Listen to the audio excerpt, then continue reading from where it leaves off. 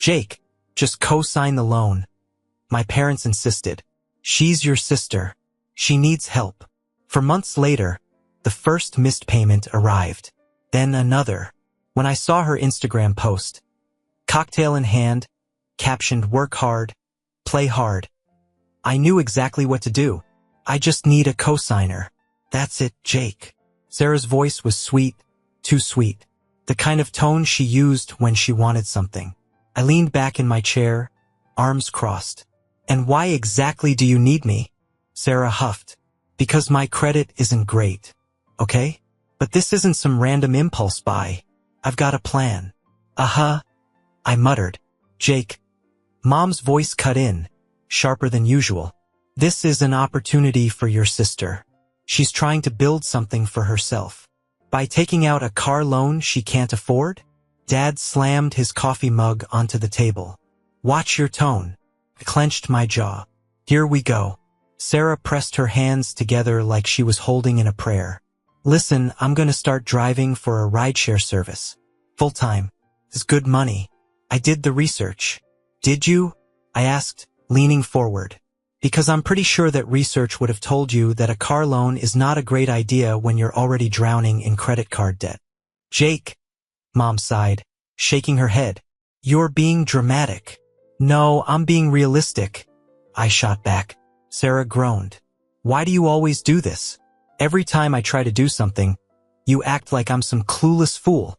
I ran a hand through my hair, biting down the frustration bubbling in my chest. I don't think you're clueless, Sarah. I think you're reckless. Her face twisted in anger. You don't believe in me. You never have. Oh my God. Are you serious right now?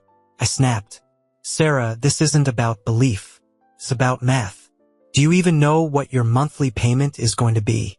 Yes, Jake, I do, she spat.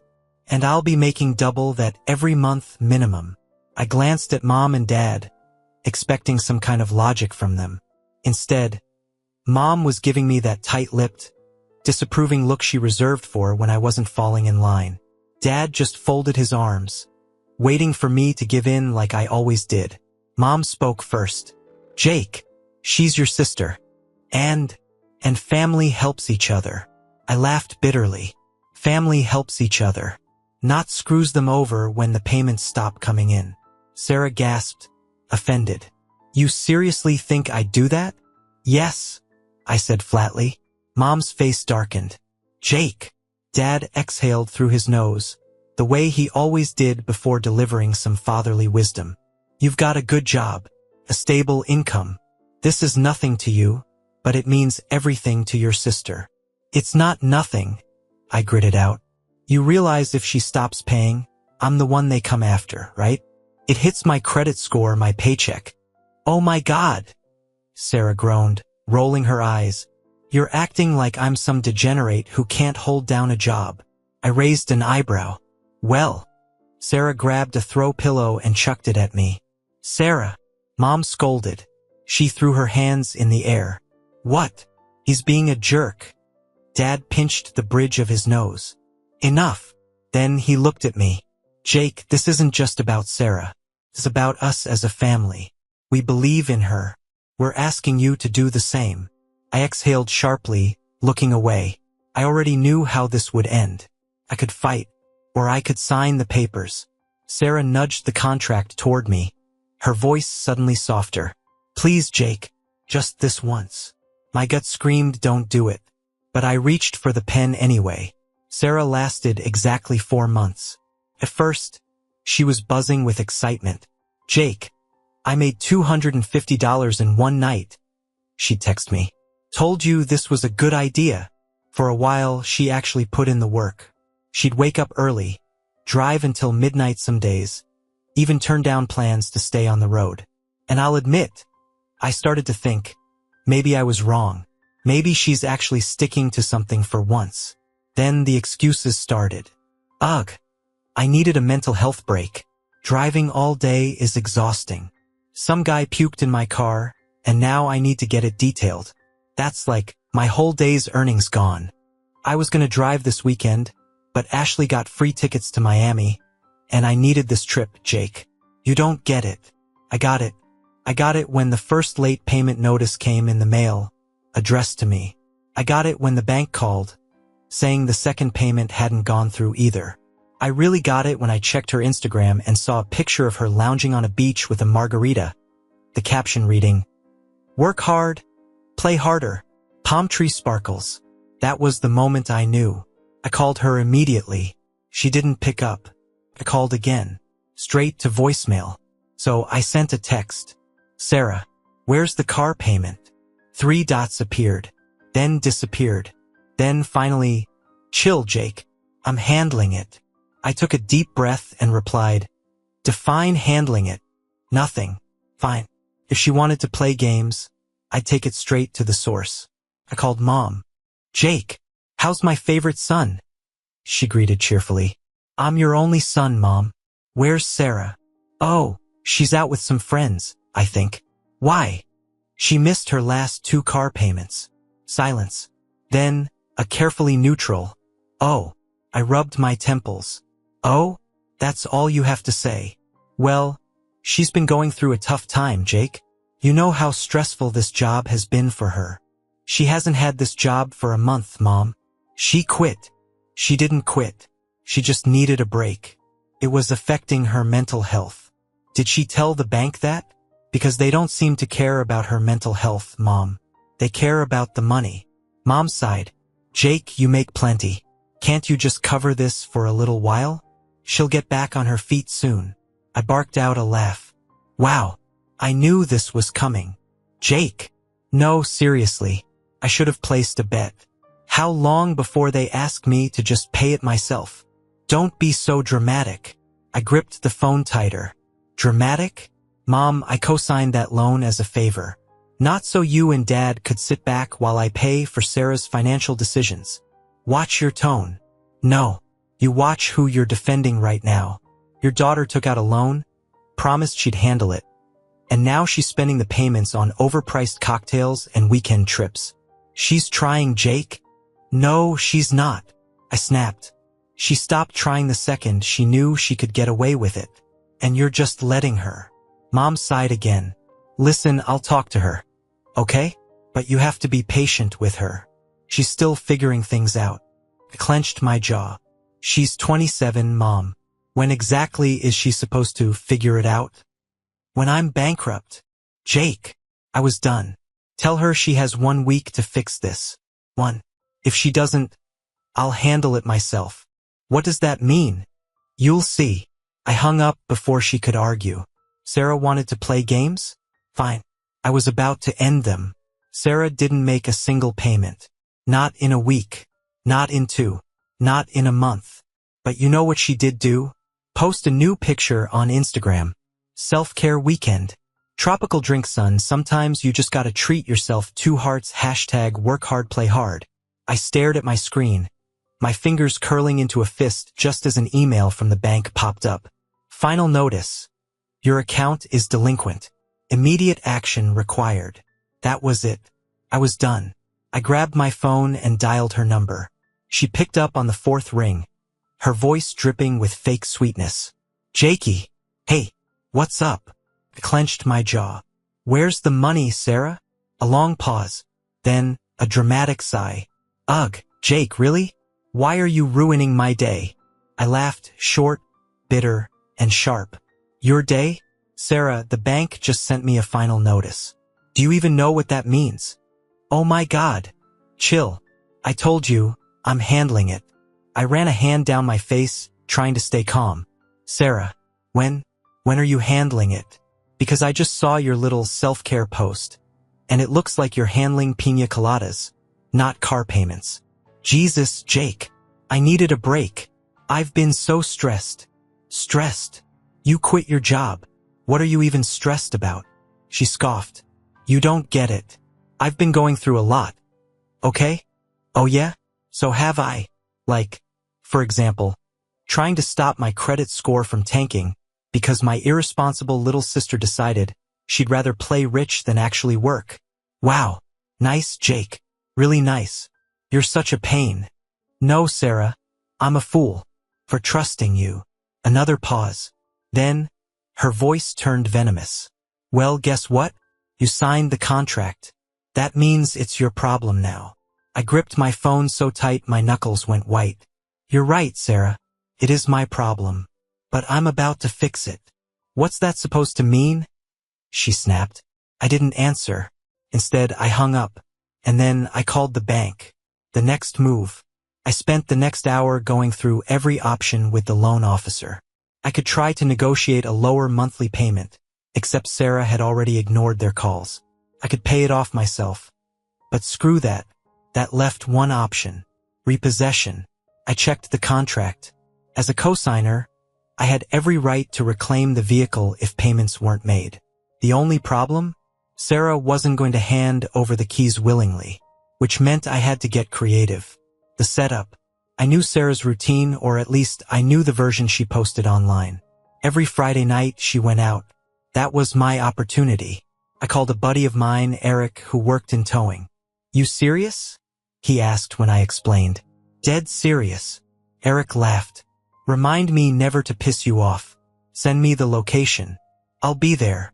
At 10:45 p.m., I pulled up outside her favorite club, blending into the sea of parked cars. Sure enough, there was her car, shiny, new, and completely unpaid for. Eric's tow truck rumbled up behind me. You sure you want to do this? He asked.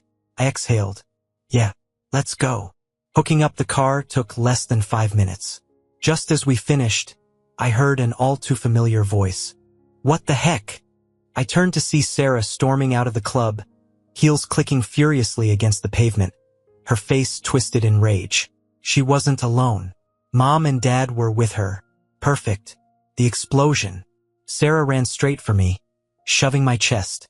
Are you insane? What are you doing? I didn't flinch. Fixing your mess. She gaped at me. You're stealing my car. No, I said calmly. I'm taking my car. The one I co-signed for. The one you stopped paying for. Dad stepped in, his voice low and dangerous. Jake, let's talk about this. I crossed my arms. Oh, now you want to talk? Mom's voice wobbled. Honey, this isn't necessary. We can figure something out as a family. I let out a sharp, humorless laugh. Oh, now we're a family? Where was that when you told me to just cover the payments while Sarah was partying? Sarah's face turned red. I needed this break. You have no idea what I've been dealing with. Oh, I have every idea. I shot back. You've been dealing with luxury brunches, overpriced cocktails, and vacations you can't afford. She stomped her foot like a bratty teenager. You're ruining my life. I stepped closer, my voice dropping. No, Sarah. You did that all by yourself. She turned to Mom and Dad, her voice breaking. Are you seriously letting him do this? Mom. Mom looked at me, pleading. Jake, sweetheart, this isn't fair. She's trying. She's not trying. I snapped. She's failing. And I'm done being the safety net. Sarah turned to Eric, her hands on her hips. You can't do this. I'll call the police. Eric smirked. Go ahead. They'll tell you the same thing I will. It's legal. Your brother's name is on the contract. He has every right to take it. Sarah's mouth opened and closed, her mind scrambling for a counterattack. Dad clenched his fists. Jake, stop this. Right now. I met his gaze. Or what? You'll cut me off. I gestured to the car. Newsflash, Dad. I've been paying my own bills for years. The only one who needs you is her. Silence. Sarah's breath hitched. We're done. I smiled coldly. At least now I won't be cleaning up your mess. Eric gave me a nod. We good. I turned away from my family, if you could even call them that, and waved my hand. Yeah, we're good.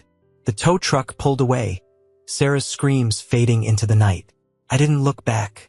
The silence after the storm was deafening. No screaming phone calls. No endless texts. No fake apologies from Sarah. Just silence. For the first time in months, I wasn't waking up to bank notices or anxiety-inducing missed payments. The car was gone, the loan was settled, and Sarah's financial disaster was no longer my problem. But if I thought she'd just disappear quietly, I was dead wrong. 3 days later, Mom showed up at my apartment. The guilt trip begins. I barely had the door open before she shoved past me, her purse swinging dramatically over her shoulder. "What is wrong with you, Jake?" I sighed. "Good to see you too, Mom." She spun around, eyes flashing. "Do not joke about this. Your sister is devastated. She's in bed crying. She can't even eat. You stole her car." I leaned against the wall, arms crossed. "You mean the car I was legally responsible for? The one she refused to pay for? That car." "Jake," she hissed, lowering her voice like she was about to deliver some grand wisdom. "Family doesn't do this to each other." I let out a dry laugh. "Oh, really? Because it kind of feels like family doesn't leave their own to drown in debt while they're sipping cocktails on vacation." Mom's face twitched, but she wasn't backing down. "She was trying. You just humiliated her in front of everyone. You embarrassed us. Your father is furious." I stared at her. "And? What do you expect me to do, Mom? Give her a new car? Pay off her debts? What?" She hesitated. "Well, your father and I were thinking, since you're in a good place financially." I laughed so hard I actually had to put my hand on my knee. "Oh my God. You actually came here to shake me down for money." Mom straightened, offended. "It's not like that." "No, it is," I said coldly. "You're here because Sarah burned every bridge, and now you need me to fix it." Again. Her lip trembled, but I didn't budge. I was done. Mom tried one last time. "Sweetheart, please. We're family." I met her gaze, my voice calm. "Then start acting like it." She blinked, and for the first time in my life I saw it. The moment she realized I wasn't bending this time. No fixing, no saving, no sacrificing, just me. Mom clutched her purse, her lips pressing into a thin line. "Fine." She turned toward the door. "If that's how you want it, don't come crying to us when you need help." I let out a slow breath. "You know what's funny, Mom? I never have." She stiffened but didn't turn around. And then she left. The fallout. Over the next week, the messages started rolling in. "Dad, you went too far. Fix this." "Sarah, I hate you. I hope you rot." "Random cousin I hadn't spoken to in years. Bro, heard you ruined your family." Harsh. I ignored them all. The old me, the family fixer, would have spent hours arguing, justifying, begging them to understand. But I didn't owe them anything. I went to work, hung out with friends, actually enjoyed my life without waiting for the next financial disaster to explode in my face. Then, a week later, Sarah finally hit rock bottom. The desperation play. She called me at 2 a.m. I almost ignored it. Almost. I picked up, half expecting another screaming match. But what I got instead? Sobbing. "Jake," her voice was wrecked. I don't know what to do." I sat up. "What happened?" She sniffled. I can't get to work. A sharp inhale. "I lost my apartment. They kicked me out." I closed my eyes. "Of course. Mom and Dad won't let me stay," she whispered. "They said I need to learn responsibility." I almost choked. The irony. "Please, Jake. I don't have anywhere else to go."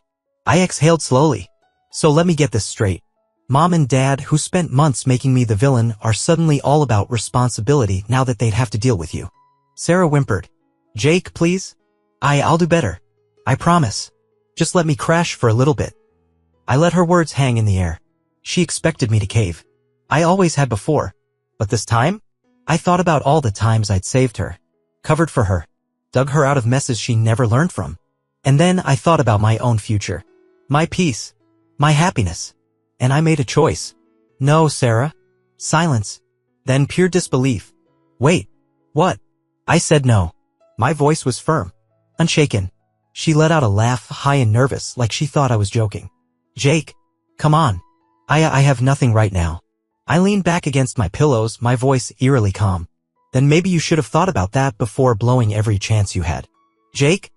I cut her off. "I hope you figure it out, Sarah. Really. But you're not my problem anymore."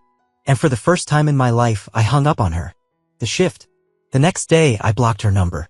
Dad sent me one last message, "This is on you." I didn't even bother responding. Because for the first time ever, it wasn't on me at all. 6 months later, I stood in my own apartment, my real home, not just a place where I was constantly waiting for the next family disaster to explode. No texts demanding money. No guilt trips. No Sarah blowing up my phone with excuses. Just silence. And peace. The final attempt. It had been months since I'd heard from Sarah. She had disappeared from social media, stopped trying to contact me, and for the first time in years I had zero responsibilities tied to her mess. Then one evening I got a text from an unknown number. Sarah, Jake, I know I'm probably the last person you want to hear from, but can we talk? I stared at the message for a long time. Part of me wanted to ignore it. But another part of me? I had to know if she had actually changed. So, against my better judgment, I responded. Me, what do you want, Sarah? Her reply came almost immediately. Sarah, I need to see you. Please. So I agreed to meet. The coffee shop confrontation. I picked a neutral place, one where she couldn't throw a tantrum or make a scene. When she walked in, she looked different. Not the Instagram perfect, designer-wearing Sarah I had known. She looked tired. There were dark circles under her eyes, her hair wasn't perfectly styled, and for the first time in years, she didn't have the same smug look on her face. She sat down, nervously stirring the coffee she had barely touched. Thanks for meeting me, she muttered. I leaned back in my chair, arms crossed. Get to the point, Sarah. She winced but nodded. I've been working. At a diner. That caught me off guard. You? Working? She gave a hollow laugh. Yeah. Turns out, when you have no one left to bail you out, you actually have to figure things out on your own. I didn't say anything. She sighed. Look, Jake. I'm not here to ask for money, I swear. I needed to tell you that you were right. About everything. I raised an eyebrow. Excuse me. She looked down at her hands, fidgeting. I spent my whole life assuming someone else would fix my problems. Mom, Dad, you? And when you finally cut me off, I had nothing. No backup plan. No safety net. Just me. For the first time, her voice cracked. I hated you for it at first, she admitted. I wanted to believe you were just being cruel. But now? I get it. I sat there, processing her words. This was the first time Sarah had ever admitted to being wrong. The first time she wasn't blaming everyone else. And I didn't know what to do with that. So what now? I finally asked. She exhaled shakily. I don't know. I'm just trying. I'm not asking you to forgive me overnight, but I wanted you to know that I see it now. And I'm sorry. I studied her, trying to see if this was another manipulation. But for the first time in forever, I believed her. I nodded slowly. Good. You should be. She let out a small, sad smile. Yeah. Moving forward. Sarah and I didn't magically go back to being close. But I walked out of that coffee shop feeling lighter. For once, I wasn't carrying her weight anymore. I had finally let go. And that was freedom.